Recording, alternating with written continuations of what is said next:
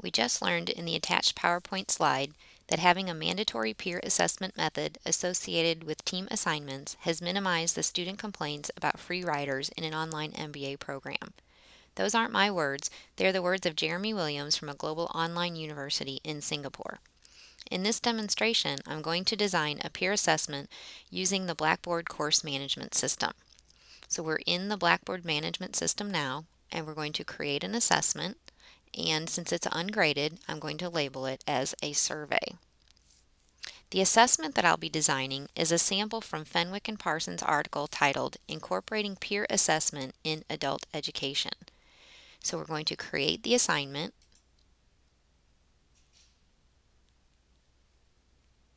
and I'm going to call this assignment a group evaluation. When the screen comes up,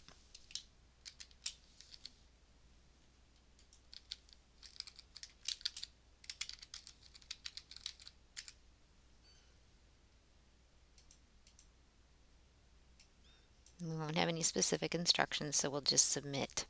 Now the example that we're going through is included in Appendix A of the literature review. So if you would like to refer to it while we go through the demonstration, you can bring that up at this time.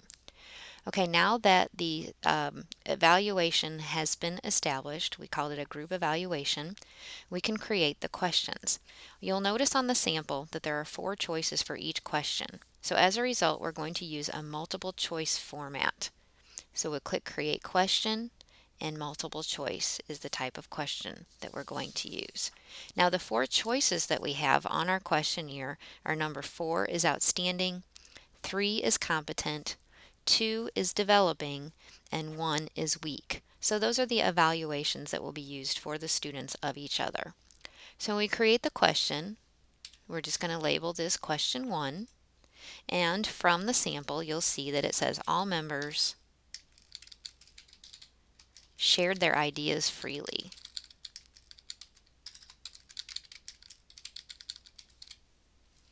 And then we can arrow down, and we want the numbering to be 1, 2, 3, and 4, since those were the choices that we had for our evaluation effectiveness. So when that screen comes up,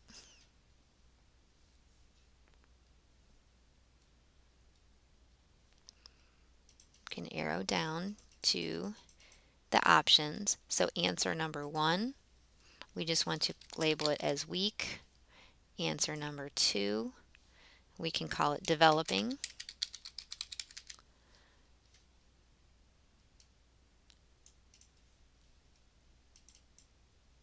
Answer number 3 will be competent. And answer number 4 will be outstanding. So we go to the end and click Submit.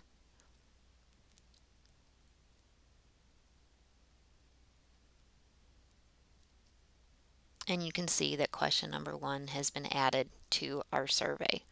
Now you can see that this would be fairly time consuming to set it up. Once it is set up, then it's fairly quickly for the students to get in there and do their evaluation.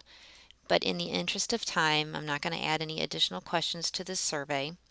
But I wanted to take you to the screen where the students would go whenever they do their evaluation or do their assessment. So I turn my edit mode off and click on the peer assessment, and then click Begin. And then when the screen comes up, you can see that all of the questions are listed on here the same way they were on the sample in the appendix of the text. Question 1, all members shared their ideas freely. Question 2, we offered support and encouragement to each other. So those are the ones that were on there.